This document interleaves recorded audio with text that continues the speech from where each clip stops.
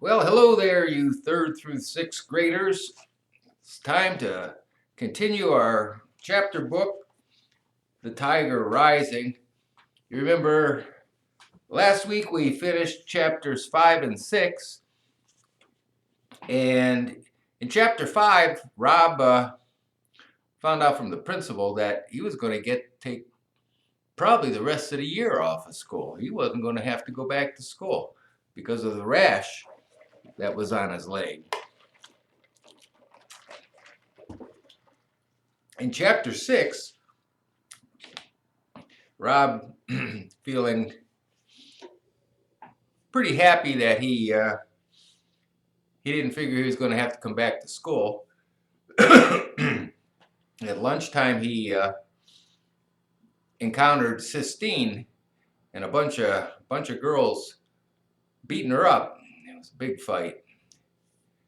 Rob didn't quite know what to do, but eventually he did come to her rescue and asked the girls to knock it off. So we're going to pick up chapter 7 and 8 today, and let's see what happens.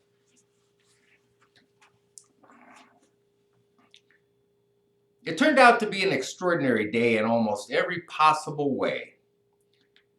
It started with finding the tiger, and it ended with Sistine Bailey sitting down next to him on the bus on the way home from school. Her dress was torn and muddied. There was a scrape down her right arm, and her hair, it stuck out in 100 different directions. She sat down in the empty seat beside him and stared at him with her black eyes. "There isn't any place else to sit," she said to him. "This is the last empty seat." Bob shrugged. "It's not like I want to sit here," she said. "Okay," said Rob. He shrugged his shoulders again. He hoped that she wasn't going to thank him for saving her. "What's your name?" she demanded. "Rob Horton," he told her.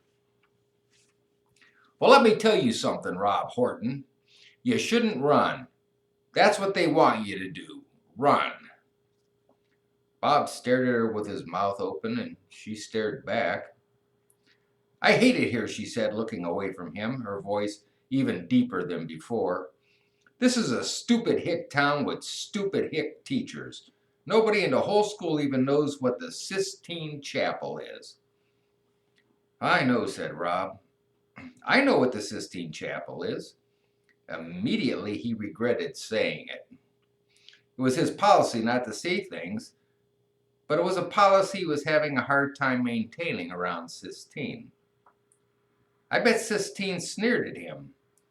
I bet you know." "It's a picture of God making the world," he said.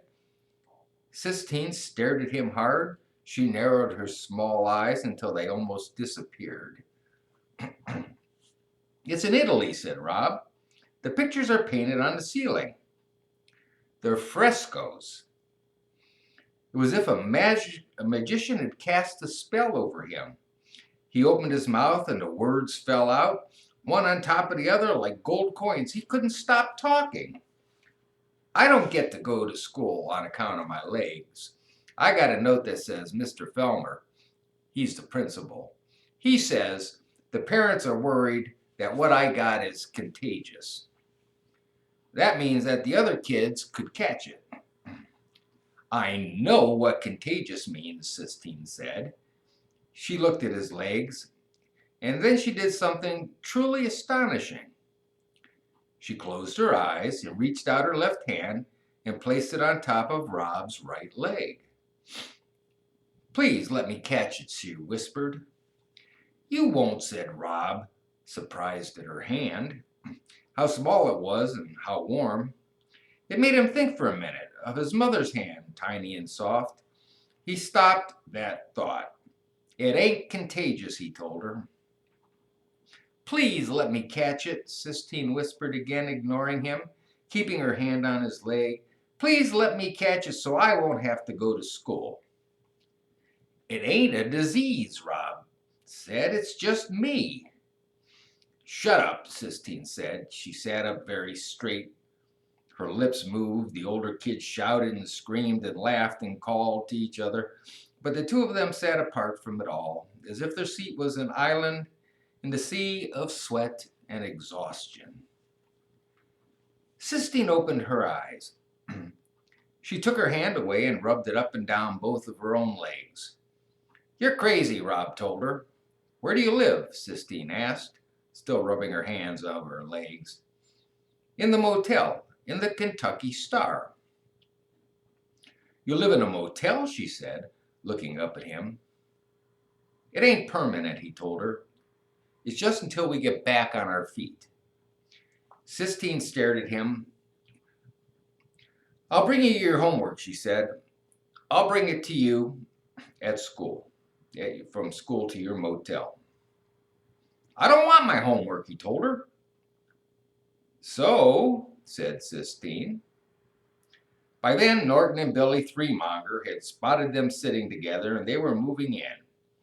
Rob was relieved when the first thump came on the back of his head, because it meant that he wouldn't have to talk to Sistine anymore. It meant he wouldn't end up saying too much, telling her about important things like his mother or the tiger.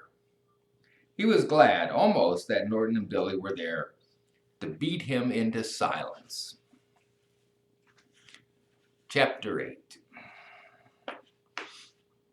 His father read the note from the principal slowly, putting his big finger under the words as if they were bugs he was trying to keep still. When he was finally done, he laid the letter on the table and rubbed his eyes with his fingers and sighed. The rain beat a sad rhythm on the roof of the motel.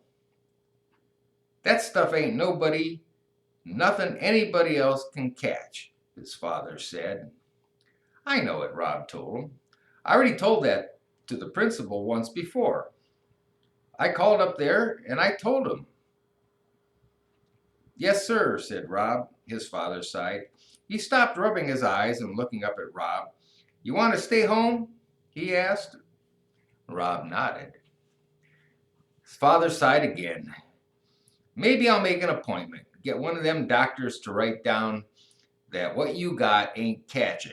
All right? Yes, sir, said Rob. But I won't do it for a few days. I'll give you some time off. That would be all right, said Rob. You got to fight them, you know, them boys. I know you don't want to, but you got to fight them, else they won't ever leave you alone. Rob nodded. He saw Sistine twirling and punching and kicking, and the vision made him smile. In the meantime, you can help me out around here, his father said. Do some of the maintenance work at the motel. Do some sweeping and cleaning for me. Beauchamp's running me ragged. There ain't enough hours in the day to do everything that man wants done. Now go on and hand me that medicine. His father slathered and slapped the fishy-smelling ointment on Rob's legs, and Rob concentrated on holding still. Do you think Beauchamp is the richest man in the world? He asked his father. Nah, his father said. He don't own but this one itty-bitty motel now. And the woods. He just likes to pretend he's rich is all, that's why. I was just wondering, said Rob. He was thinking about the tiger pacing back and forth in the cage. He was certain that the tiger belonged to Beauchamp. And wouldn't you have to be the richest man in the world to own a tiger? Rob wanted desperately to go see the tiger again, but he was afraid that he had imagined the whole thing. He was afraid that the tiger might have disappeared into the morning mist. Can I go outside? Rob asked when his father was done. No, his father said, I don't want that medicine rained off of you. It costs too much. Rob was relieved, almost that he had to stay inside. What, if he went looking for the tiger and he wasn't there, Rob's father cooked them macaroni and cheese for supper on the two-burner pot plate they kept in the table next to the TV. He boiled the macaroni too long, and a lot of it stuck to the pan, so there weren't many noodles to go with the powdery cheese.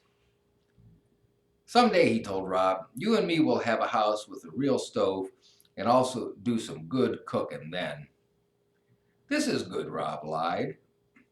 You eat all you want. I ain't that hungry, his father told him. After supper, his father fell asleep in the recliner with his head thrown back and his mouth open. He snorted and his feet, big with crooked toes, jerked and trembled. In between the snores, his stomach growled long and loud as if he was the hungriest man in the world. Rob sat on his bed and started to work on carving the tiger.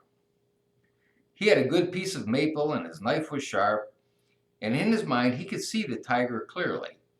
But something different came out of the wood. It wasn't a tiger at all. It was a person with a sharp nose and small eyes and skinny legs. It wasn't until he started working on the dress that he realized he was carving Sistine. He stopped for a minute, held the wood out in front of him and shook his head in wonder. It was just like his mother had always said. You could never tell what would come out of a piece of wood. It did what it wanted, and you just followed. He stayed up late working on the carving, and when he finally fell asleep, he dreamed about the tiger, only it wasn't in a cage. It was free and running through the woods, and there was something on its back, but Rob couldn't tell what it was. As the tiger got closer and closer, Rob saw that the thing was Sistine in her pink party dress. She was riding the tiger. In his dream, Rob waved to her and she waved back at him. But she didn't stop. She and the tiger kept going, past Rob, deeper and deeper into the woods. That's the end of chapter 8. Those were an interesting couple of chapters. Quite a few things took place there. So listen to the story, pick out those important points. We didn't meet any new characters, but we got to see some of the characters that are in the story develop a little bit. We'll see you tomorrow. Stay safe, stay out of trouble, be kind,